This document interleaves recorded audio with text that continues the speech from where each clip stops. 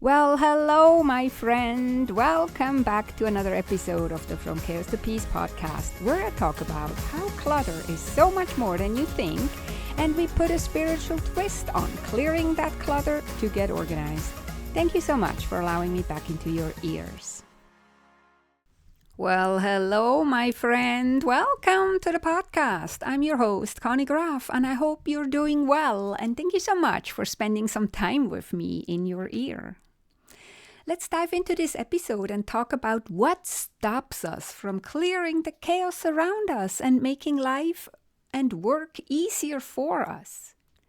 What's the invisible force, so to speak, that stops most people from taking action to tackle the chaos and to get organized? Even though this chaos, the clutter, and all the unorganization stresses them out and slows them down.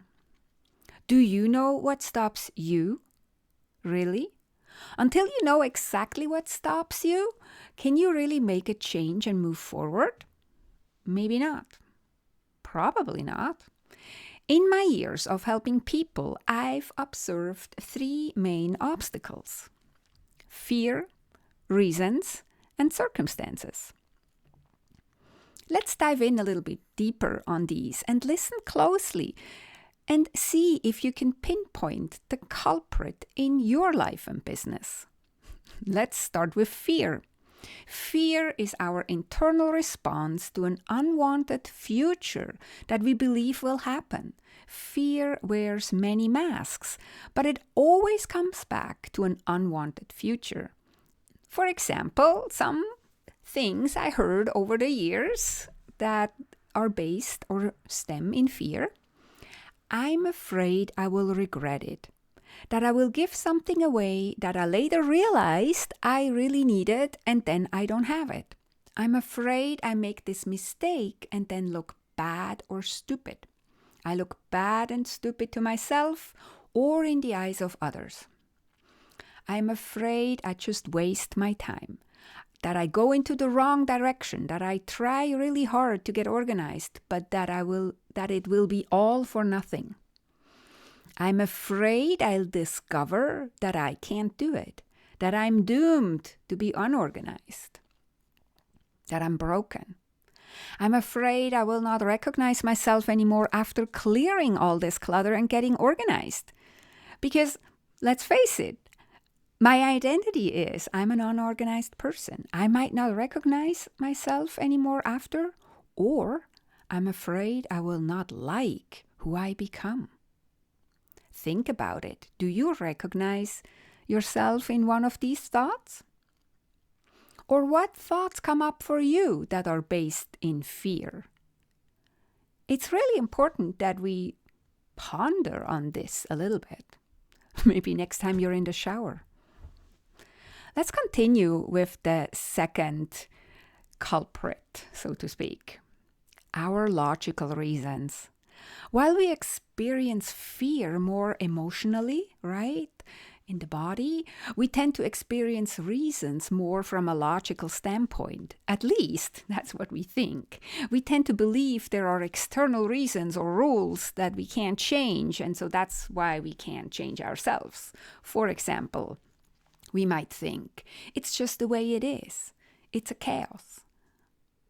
Or, that's just how I am, a chaotic person.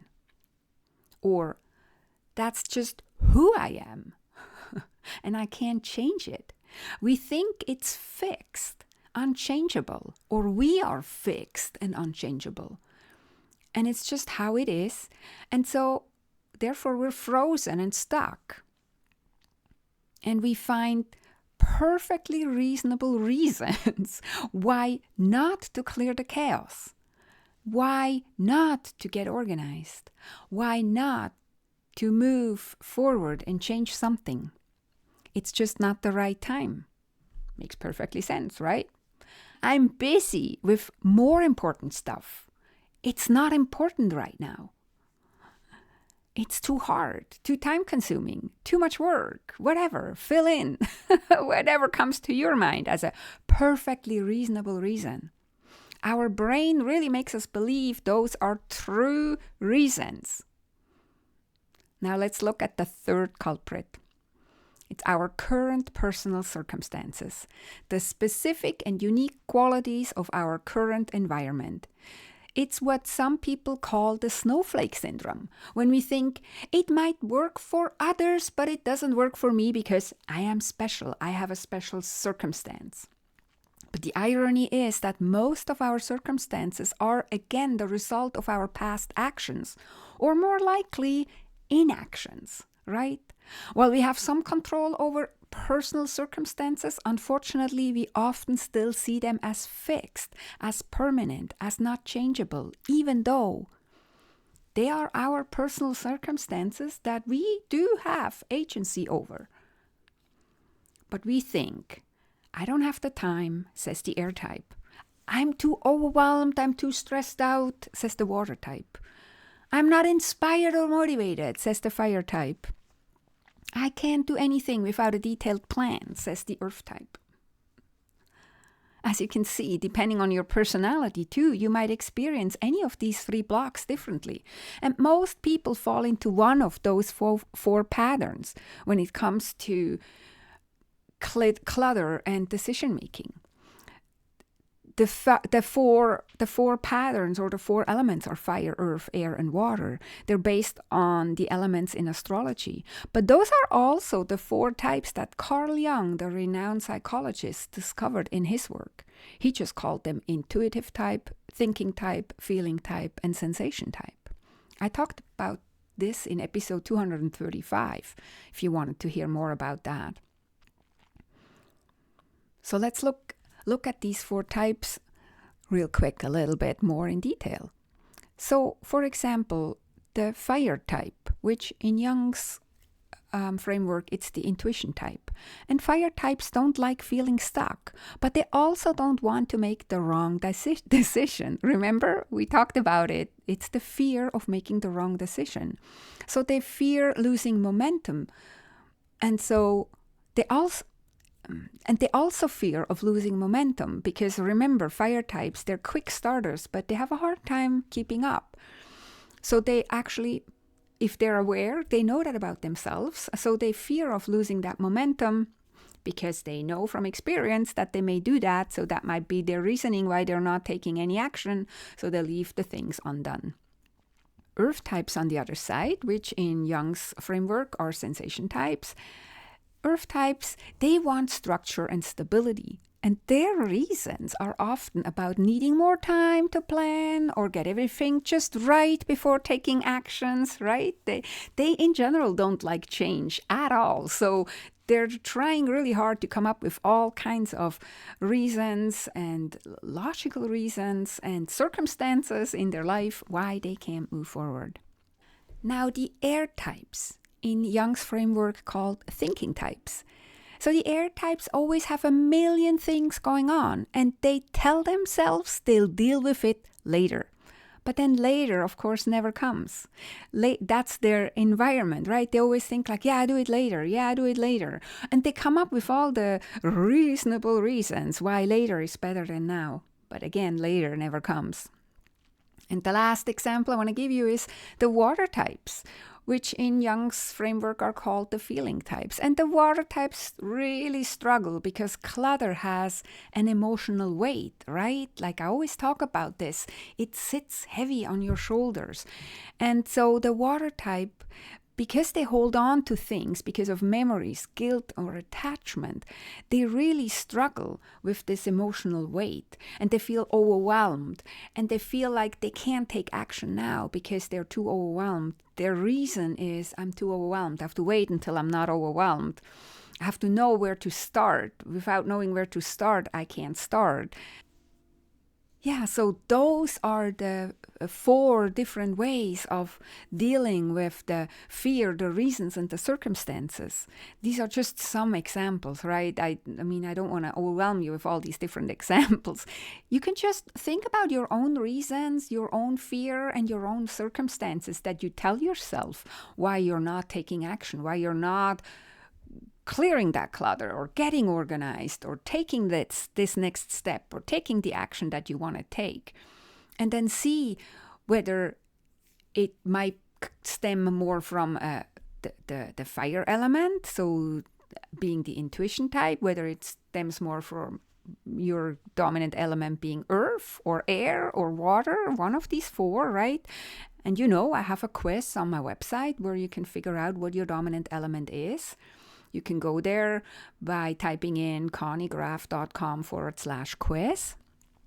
And then, of course, if you recognize yourself in any of these, you're not alone. It's also important to know you're not wrong or broken. You're simply human. You're simply human. And that is your reaction, because this is how you're wired innately, right, inside of you. But at the same time, you are also not at the mercy of these tendencies. You can learn to be aware, first step, recognize these tendencies on an ongoing basis, second step, and find ways to overcome them, third step. So here you have it. The 3 major culprits that are keeping you stuck in chaos, that are stopping you from creating a supportive and organized environment, and ultimately making your life easier. And they're also keeping you from growing and evolving in your life and in your business. But now here's the kicker. I was actually kidding. Those are not actually what's stopping you, not even in the slightest. While fear, reasons, and circumstances might feel like the real problem, and I may have done a good job convincing you they are actually not what's keeping you stuck. What if I told you that these aren't actually the real reasons at all? Because let's face it, before anyone does anything, before anyone changes anything in their life and business, they all have fears, they all have various reasons, and they all have their own unique set of circumstances. But then some of us still do it.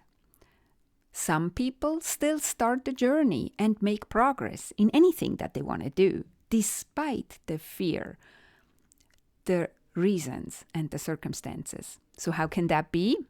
Well, stay tuned for next week's episode when I reveal what the real reason is that keeps you stuck. Okay, my friend, that was it, what I have for you this week. Thanks for listening all the way to the end, and I hope to see you next time when I reveal what's really keeping you stuck. I appreciate you, and thanks so much for listening all the way to the end. Talk to you next week. Bye for now, and be safe.